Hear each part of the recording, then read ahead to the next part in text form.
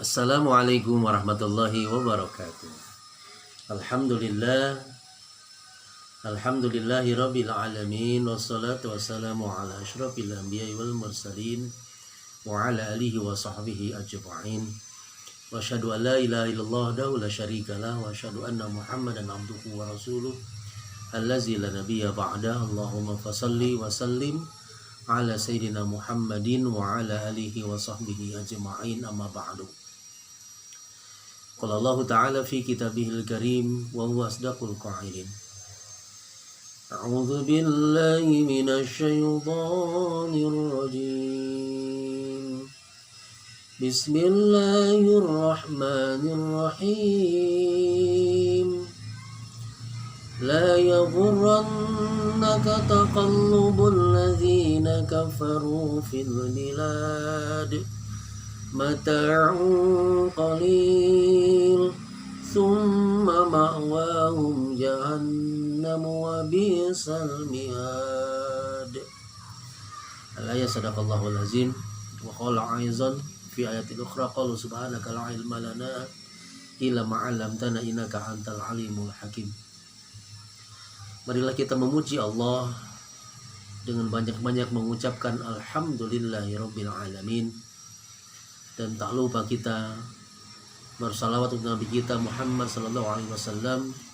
Allahumma shalli ala Muhammad wa ala alihi ajma'in. Alhamdulillah, kita bersyukur kepada Allah. Di hari yang penuh barakah ini kita kembali diizinkan oleh Allah untuk meneruskan kecintaan kita terhadap ilmu, untuk terus belajar dan belajar. Semoga ini menjadi hal yang terbaik, karena kata salafus saleh, kata salah seorang salafus saleh Ibnu Qayyim al-Jauziyah, di antara talbis itu pintu-pintu iblis, pintu-pintu setan yang dibukakan agar menjauhkan manusia dari kebaikan adalah pintu tidak sukanya, tidak senangnya untuk menuntut ilmu. Ketika orang tidak mau, enggan menuntut ilmu, boleh jadi dia telah terpedaya di antara salah satu pintunya iblis, yaitu enggan, malas untuk belajar dan belajar. Untuk menambah keberkahan, mari kita buka kajian kita di sore hari ini dengan sama-sama mengucap basmalah, doa istighfar, dan doa memulai pengajian. Bismillahirrahmanirrahim. Rabbighfirli wa tub alayya innaka antat tawwabul ghafur. Rabbi zidni ilma warzuqni fahma. Ikhwafillah, hamba-hamba Allah rahimakumullah. Kita lanjutkan kajian kita di awal bulan Maret ini, di pekan pertama, Selasa pekan pertama di bulan Maret tahun 2021 miladiah atau Masehi ya. Dan sekarang pun di bulan Rajab sudah melewati pertengahannya, sehingga kurang lebih 1 bulan lebih kita akan menikmati bulan suci Ramadan. Mudah-mudahan Allah terus memberi kita kesempatan untuk bisa menikmatinya dengan sehat, afiat ya. Allah memanjangkan umur taat kita, orang tua kita dan orang-orang yang kita sayangi. Baik, di kesempatan ini kita akan melanjutkan kajian tafsir surat Ali Imran, surat ketiga ayat 196 dan 197 ya. Sebagaimana 1 bulan yang lalu pernah kita kaji surat Ali Imran ayat 195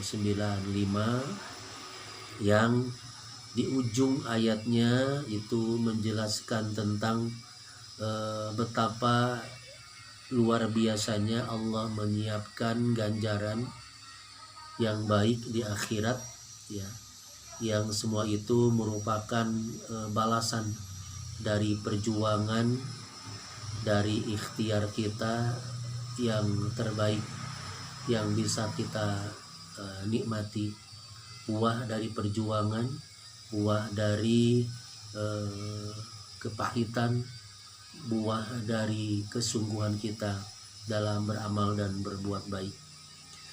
Nah, di ayat ini, di ayat lanjutannya 196 dan 197 kita akan mengkaji dan melihat potret lain, sisi lain dari kehidupan manusia. Ayat 196 dan 197 itu berbunyi, ya. A'udzu billahi minasy syaithanir rajim. La yaghurrannaka taqallubul ladzina kafaru fil bilad. La yaghurrannaka, janganlah sekali-kali engkau terpedaya,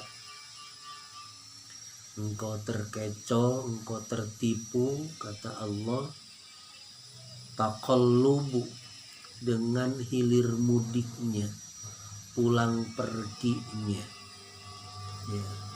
Siapa? Alladzina kafaru, orang-orang yang kafir, orang-orang yang ikrar fil bilad, ya, di negeri-negeri.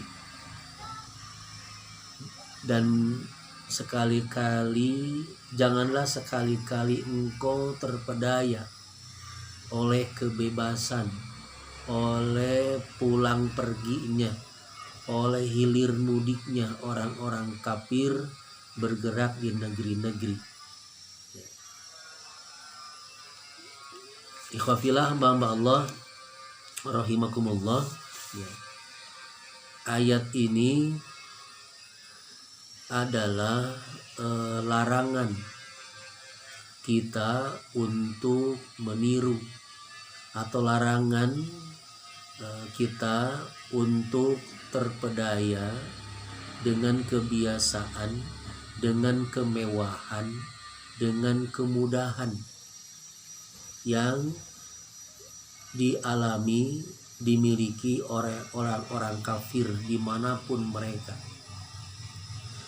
Kadang timbul pertanyaan, mengapa realitas di masyarakat, di negeri manapun, di negara manapun, di daerah apapun, mengapa orang-orang yang kafir itu konon lebih mewah, lebih bahagia, lebih sukses dibanding orang-orang yang beriman. Sekalipun juga banyak pula orang-orang yang beriman yang sukses, tapi kalau perhitungannya dalam masalah kuantitas, tentunya lebih banyak orang-orang yang kafir.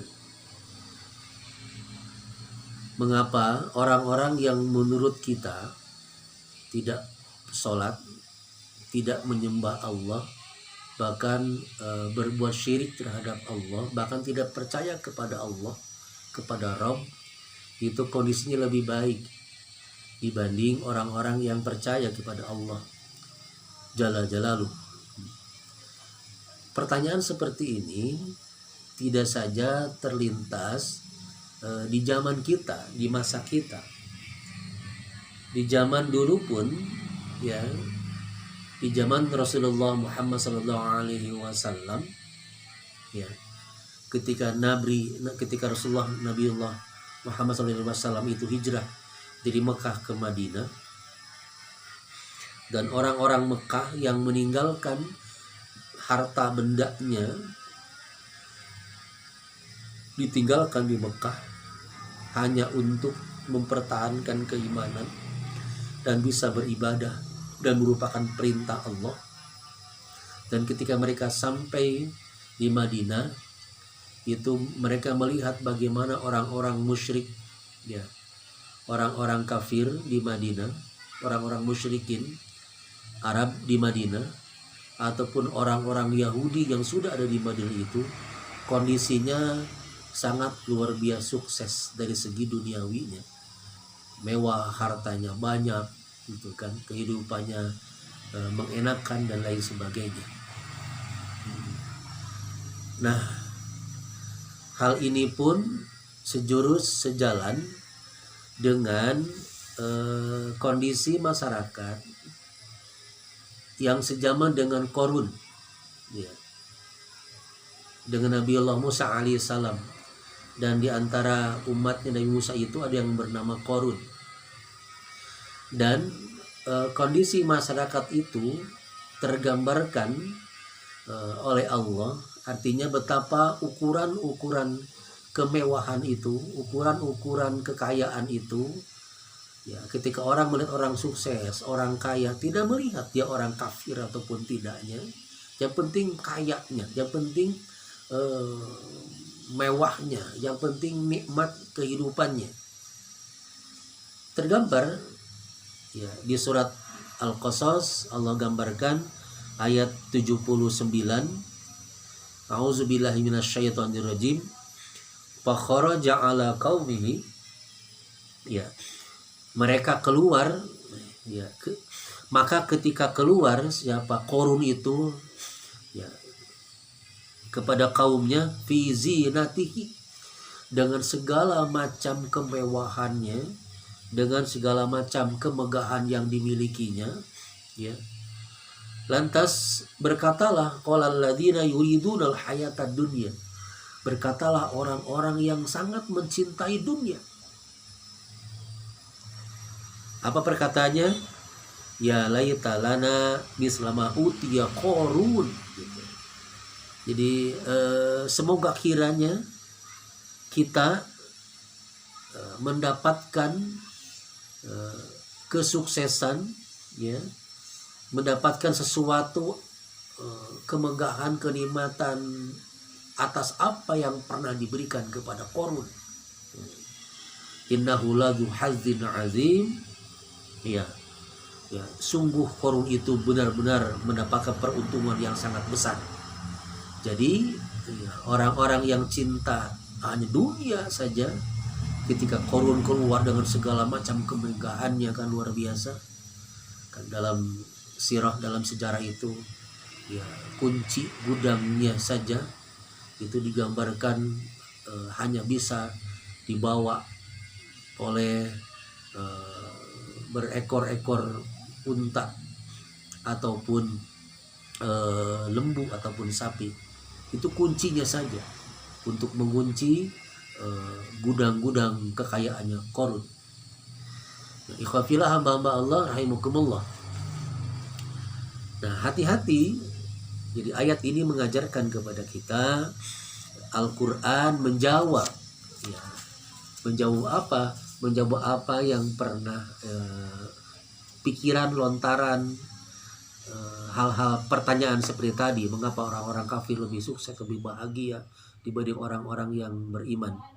Nah, hati-hati itu. Al-Quran menjawab, apa jawabannya? Kondisi material, kondisi materi yang dimiliki oleh orang-orang kafir itu jangan sampai menipu kita. Kenikmatan duniawi yang dirasakan oleh orang-orang kafir itu, kemewahannya, ya, kebahagiaannya, kesuksesannya itu, ya, jangan sampai menipu kita. Artinya jangan sampai kita punya harapan ingin seperti mereka.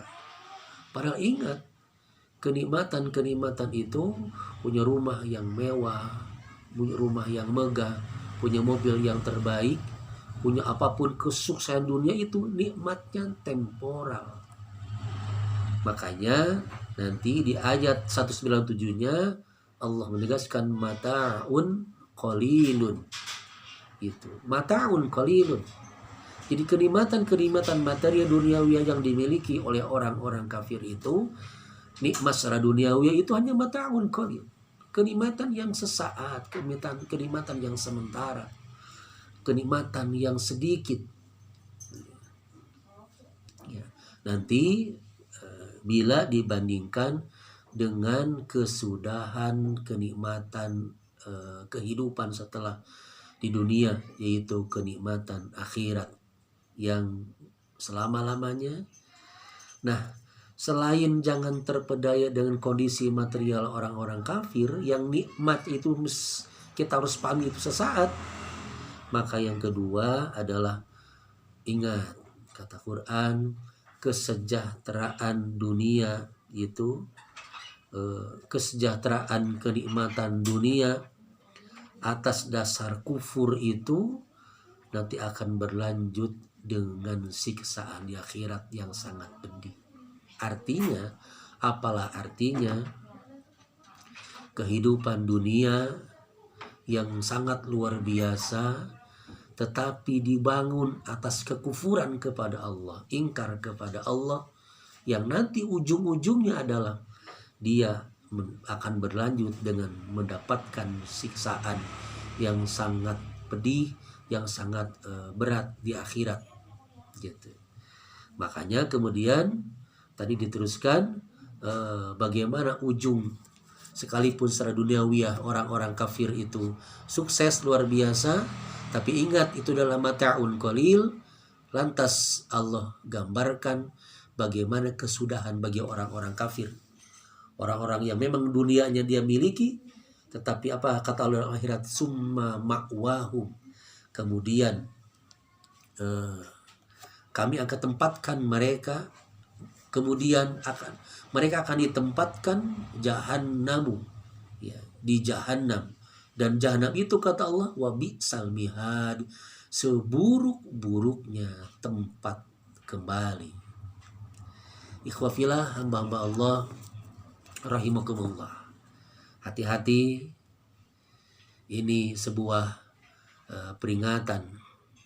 Jangan sampai kita hanya bercita-cita ingin mendapatkan kebahagiaan dunia semata. Boleh jadi ada orang yang mendapatkan kesempurnaan kenikmatan dunia, tapi dia ingkar, dia kufur, dia kafir, ataupun dia mengaku menjadi orang yang mengaku Islam, dia muslim, mengaku muslim, dia orang Islam, mengaku mukmin, tapi dia banyak bermaksiat kepada Allah, kewajiban-kewajibannya ditinggalkan. Maka itu ingat, ada sebuah hadis yang disahihkan oleh Imam Albani, idza ra'aitallahu yu'ti, idza ra'aitallah, jika engkau melihat Allah itu yu'til abda, memberikan kepada seorang hamba minad dunia, dari kenikmatan-kenikmatan dunia, tapi ala ma'asihi, tapi dibarengan dengan itu dibangun di atas maksiat, artinya maksiat dia kerjakan. Allah ngasih kebaikan, Allah ngasih sesuatu yang luar biasa kepada seseorang dari kehidupan dunia, tapi kemudian dia banyak bermaksiat. Hati-hati, fa innama huwa istidraj, sesungguhnya itu adalah istidraj, artinya disungkun, artinya dia Allah biarkan, Allah berikan apapun keinginan, harapan dan cita-citanya, tapi tidak dibarengi kenikmatan yang banyak Allah itu dengan ketundukan kepada Allah, dia banyak bermaksiat. Artinya dia tetap berbuat maksiat, berbuat dosa, tapi nikmat-nikmat dunianya Allah berikan terus. Hati-hati, itu istidraj. Kemudian sumatala Rasulullah Sallallahu Alaihi Wasallam, kemudian Rasulullah yang mulia itu membaca dalam salah satu ayat di surah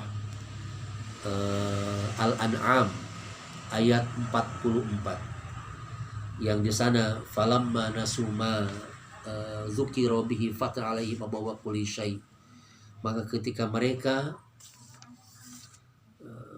melupakan peringatan yang telah diberikan kepada mereka, kami pun membukakan, kata Allah, apa, semua pintu kesenangan untuk mereka, sehingga mereka bergembira, kata Allah. dengan apapun yang telah diberikan kepada mereka. Tapi kemudian ujungnya kami siksa mereka secara tiba-tiba. Maka ketika itu mereka terdiam dan putus asa. Nah, ikhwafillah, hamba Allah rahimakumullah. Jadi hati-hatilah kita mensikapi kehidupan dunia. Dunia adalah merupakan majru'atul akhirah, merupakan ladang dan tanaman yang bisa kita menanam. Apa yang kita tanam di dunia nanti akan kita panen. Kalau kita menanam kebaikan, maka menyemai kebaikan, menanam kebaikan, maka akan berbuah kenikmatan. Tapi ketika kita menyemai keburukan, maka balasan yang sangat buruk yang akan nanti diterima oleh kita. Makanya jangan sampai kita terpedaya dengan kenikmatan-kenikmatan, kekhususan orang kafir. Berhati-hatilah, kenikmatan dunia itu sementara, bahkan sesaat dan sangat sedikit. Ingat, yang kita akan cari adalah kenikmatan yang kekal dan abadi. Sekalipun tetap bagi orang-orang yang beriman itu, wabtaghi fima ataqallahu daral akhirah wala tansa nasibaka minad dunya. Hendaklah kita cari apapun karunia yang Allah berikan untuk mendapatkan kenikmatan akhirat, wala tansa nasibaka minad dunya. Tapi juga jangan kita melupakan bahagian dunia kita, yaitu tetap dunia kita coba raih dan kesuksesan dan kesungguhan, tapi tetap itu hanya sebuah sarana, sebuah alat, bukan tujuan. Karena tujuan kita adalah mendapatkan kebahagiaan nanti di akhirat. Walal akhiratu khairul laka minal ula. Dan akhirat itu lebih baik bagimu daripada dunia. Yang akhir itu lebih baik bagimu daripada yang permulaan. Artinya sungguh negeri akhir itu lebih baik bagimu dibanding dunia yang akan kita tinggalkan. Kenikmatan dunia hanya hitungan hari, hitungan bulan dan tahun, 60-70 tahun. Sangat sedikit yang mendapatkan lebih dari itu. Tapi kenikmatan akhirat akan selama-lamanya. Bila kita dititipi harta yang banyak, mari jadikan harta itu menjadi khairan, menjadi kebaikan untuk kita lebih dekat kepada Allah Subhanahu wa Ta'ala. Ketika harta itu menambah kebaikan, menambah dekat dengan Allah, berarti kita menjadi orang yang amanah. Dan tapi bila dengan harta itu menjauhkan diri kita dari Allah, Allah semakin jauh dari kita seperti Qarun, maka berhati-hatilah, jangan sampai orang itu adalah orang-orang yang celaka, orang-orang yang tidak amanah dalam mendapatkan kebaikan dari Allah Subhanahu wa Ta'ala. Marilah menjadi orang-orang yang terbaik, menjadi orang-orang yang beriman, yang punya harapan dan doa, Rabbana atina fid dunya hasanah wa fil akhirati hasanah wa qina azabannar. Kita dapat hasanah di dunia, juga hasanah di akhirat, dan kita dibebaskan dari siksa api neraka. Insya Allah ini yang akan dapat kita nikmati dan rasakan. Apakah kita ingin tahu bagaimana perbandingan nikmat dunia dan akhirat? Maka kata salafus salih, kata Rasulullah yang mulia, engkau coba celupkan jarimu ke samudra dan luas, lantas engkau tarik tanganmu, jarimu itu, maka tetesan-tetesan air yang keluar dari jari-jarimu setelah engkau masuk ke dalam samudra luas laut itu, itulah kenikmatan dunia. Sementara sisanya air di laut yang samudra luas itu adalah kenikmatan akhirat. Mudah-mudahan kita termasuk orang-orang yang bahagia di dunia wal akhirah, dan kita bisa mengambil itibar dan pelajaran. Kita bukan termasuk kita tidak tergolong terpedaya, tertipu dengan model, dengan gaya orang-orang kafir yang dia menghalalkan segala cara karena dia tidak pernah percaya ada kehidupan setelah kematian. Sementara bagi orang yang beriman, kematian adalah awal dari kehidupan yang sebenarnya, kehidupan kekal dan abadi. Mudah-mudahan Allah terus membimbing kita dan menyelamatkan kita fid dunya wal akhirah. Wallahu a'lam bishawab. Aqulu qouli hadza wa astaghfirullah li wa lakum. Kita akhiri dengan doa, Rabbana taqabbal minna innaka antas samiul alim wa tub alaina innaka tawwabur rahim. Subhanakallahumma wa bihamdika asyhadu an la ilaha illa anta astaghfiruka wa atubu ilaik. Walhamdulillahirabbil alamin. Walakum minkum. Wassalamualaikum warahmatullahi wabarakatuh.